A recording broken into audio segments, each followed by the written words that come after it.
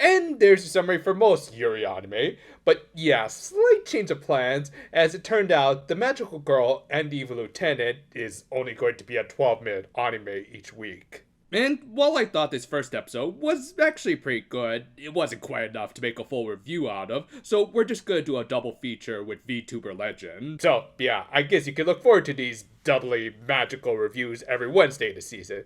With that, let's just get right into it.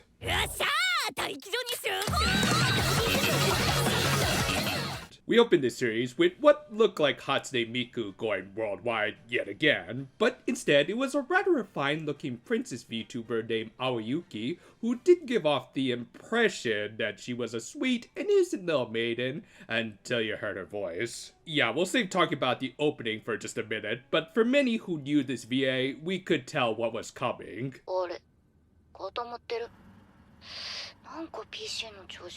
Now you see, this is what happens when you don't close your torrents when you start your streams. But yeah, after a little flub that led to her stream not closing properly, part of the VTuber's true self ended up slipping out. Now, a little snafu like this wouldn't normally cause a ton of buzz, maybe a little speculation on the Birdie app, but after some freaking 2001 Space Odyssey music, a distinct pop could be heard around the world.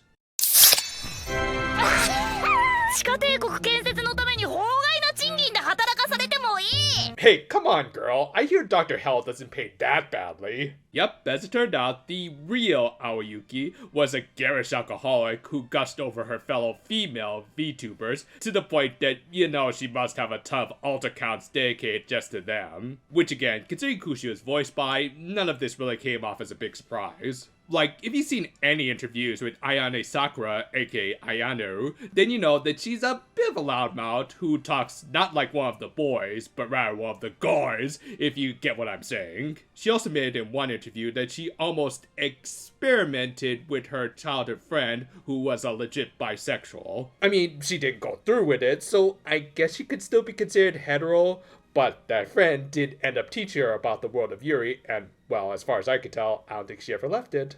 And for all of those reasons, this is probably the role she was always meant to play. This is further highlighted by the opening that was sung entirely by her, and could be best described as just pure Ayano chaos. Like, not only did it sound like she was screaming into her mic the whole time, the visuals also really got across Aoyuki's chaotic work schedule as a VTuber, with both her IRL and online personas struggling to maintain any sort of sobriety. Combine that with the other VTubers' insane personality slipping out, and you end up with an opening that deserves to go viral, and yet people will likely more talk about the deer in the end. Anyway, after the opening provided us with, I think, a Cardcaptor Sakura reference, I guess it was only appropriate that they paired that up with another show that goes well with magical girls. Hey, I still like this crossover more than what we got in Wonderful Precure. So, Aoyuki spent the rest of her night watching a blissfully unaware VTuber named Hikari play with sausages on stream, or at least I hope to God that's a sausage. Also, she was voiced by Machiko, who, between this role and Mysterious Ranmaru X, I think I prefer her as a VA instead of as the singer for the umpteenth Precure opening. However, Aoyuki seemed to be focused on something else entirely. Somewhere, Subaru Ozara is giving the thumbs up, and she doesn't know why. To round out her busy night, she decided to listen to an ASMR VTuber who simulated some ear cleaning for her, and okay, can we not show the whole mining process? Thank you. And with that, she fell asleep with her stream still on, and everyone around the world being provided with her ASMR snoring. The next day, her manager woke her up, and she finally was aware of the fact that her stream had been on all night, and that she had become a viral sensation because of it. The end of Evangelion is what I remembered. Obviously, something like this could have been justifiable grounds for termination, as Aoyuki even put it. It would be like if Gandhi actually was like Street Fighter's Dhalsim, with them impressively enough recreating the game. However, I guess her agency predicted that she'd end up this way based on her initial interview, and again, here's a reminder of who she's voiced by.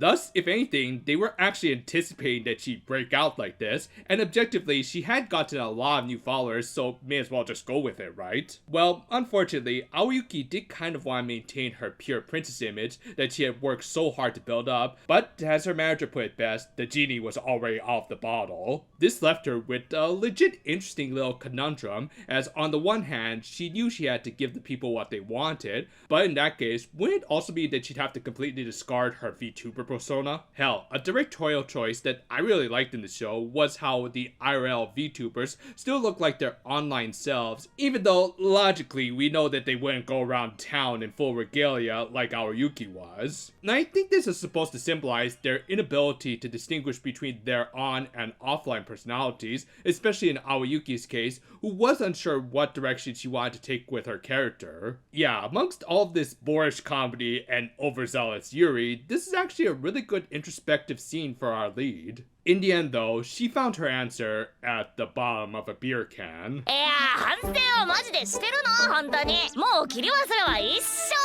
Again, I'm pretty sure Ayano isn't even acting at this point. But yeah, she kept her princess image whilst talking like a dirty old man, which to be fair, she's far from being the innovator of that. And amongst the detractors in her live chat, she also discovered that her senpai VTubers were taking a shine to her new persona.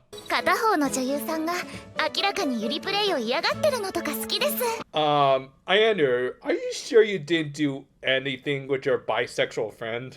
And with all of that, the episode ended with Aoyuki accepting a collab with two VTubers who entered her chat. The ending theme to this show was pretty much the polar opposite to the opening, being a much prettier tune sung by Ayano, so naturally it was nowhere near as good. I get that her singing with her stationary avatar was meant to be like an actual VTuber singing, it's just that it's not all that interesting to look at or listen to. As we said in the short review for the show, this show really caught us by surprise. Between the great raunchy comedy to the surprisingly subtle yet deep storytelling, this ended up being a serious dark horse for me this season. For reference, this is all coming from someone who's not even a huge fan of VTubers and mostly just knows them through cultural osmosis, and yet I still really ended up getting into this.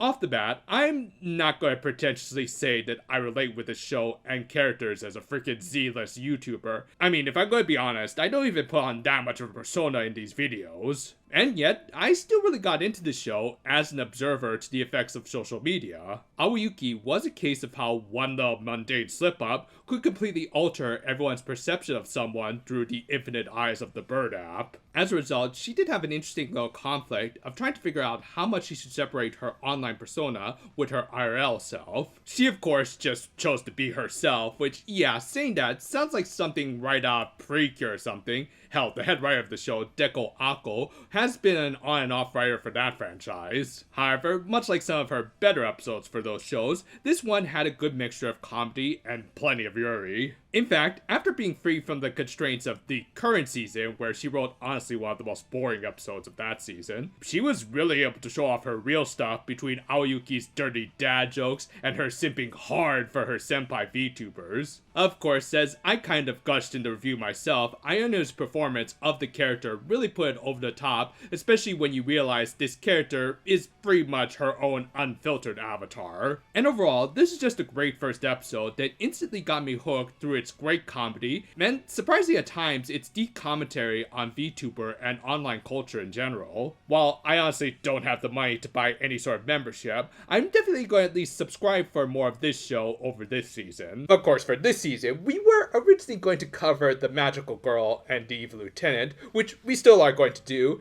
as a bit of a pseudo short review for a short anime.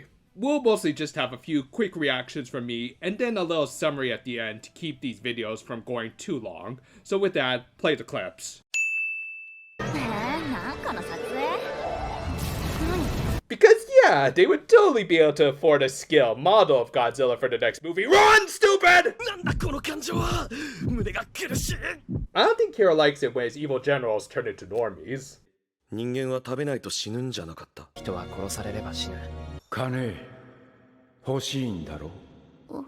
I was wondering why this thing was starting to feel lighter. For Bones anime, this show unsurprisingly had some really pretty animation, in particular the magical girl Byakuya's transformation. And yes, this insanely cute girl who looks like an older version of Princess Suya is named Byakuya. Anyway, the comedy of this episode mostly came from the evil Lieutenant Mira simping hard for her, which did get a little repetitive even for this short anime, as it was basically the same joke more than once. Hopefully, they'll change it up by having his fellow evil generals do more in this show. That said, I did get some legit good laughs from Byakuya being a perpetually broke magical girl who initially took the gig because the cat who sounded like James from Team Rocket gave her an offer she couldn't refuse. Thus, overall, and even though Mira's simping got old fast, I'm still looking forward to watching the show, if only for the great Sakuga and Byakuya being a pretty damn amiable magical girl, in spite of being dragged along by everyone and everything around her. Hope you enjoyed this kind of new format for these reviews. We'll try to work out the kinks as the weeks go by,